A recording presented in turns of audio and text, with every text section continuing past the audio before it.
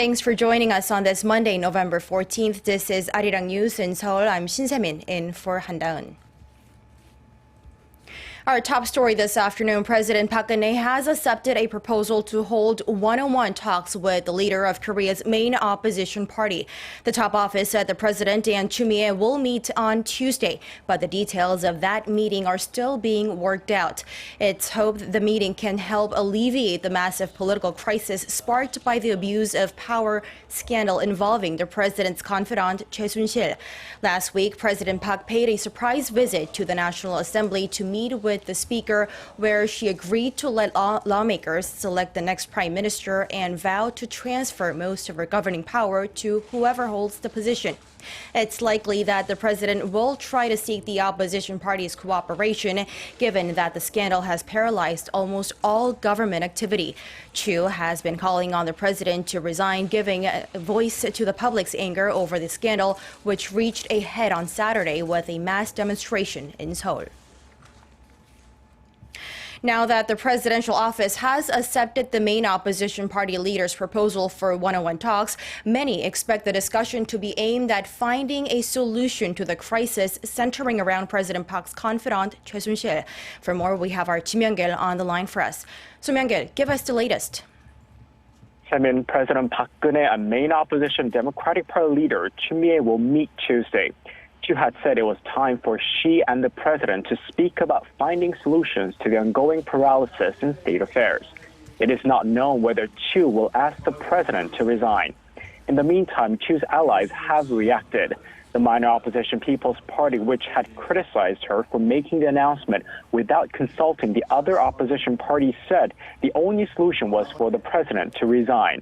The left-wing Justice Party said it cannot understand Chu's motives and gave the president a deadline of November 26 to step down. Across the political aisle, the ruling Saenuri Party's pro-Park and non-pro-Park factions are seeking separate solutions to the crisis. The pro-Park wing, including party leader Lee Jong-yeon, has vowed to take steps to overcome the current crisis. The full leader, Chung Jin-seok, who has distanced himself from Lee, held a separate meeting with the non-pro-Park wing and urged the opposition parties to unify their stance so Parliament can start negotiations on stabilizing the ongoing turmoil. Semin? Thank you, our political correspondent at the National Assembly there. Korea's state prosecutors plan on questioning President Park Geun-hye sometime this week over her role in the influence peddling and corruption scandal that's shaking the nation. But just ahead of that, prosecutors are busy gathering evidence and testimony from some of her closest aides.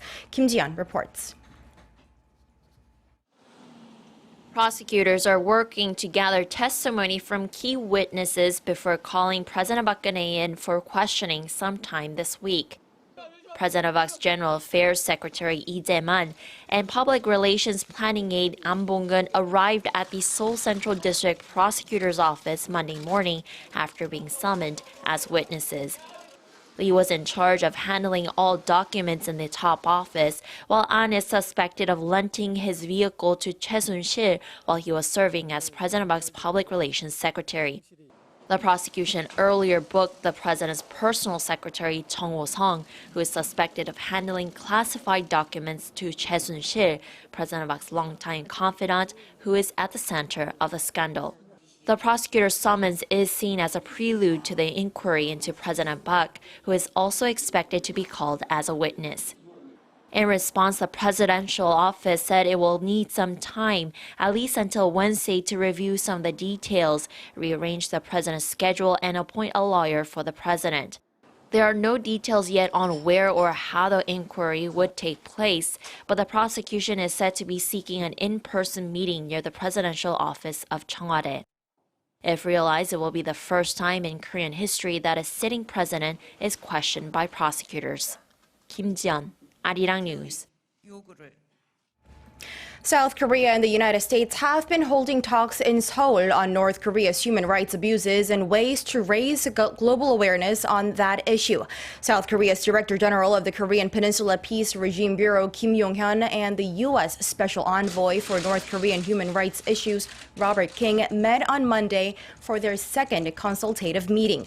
There, they discussed efforts to stop human rights violations and publicize the problem, as well as ways to expand the North Korean people's Seoul's access to outside information.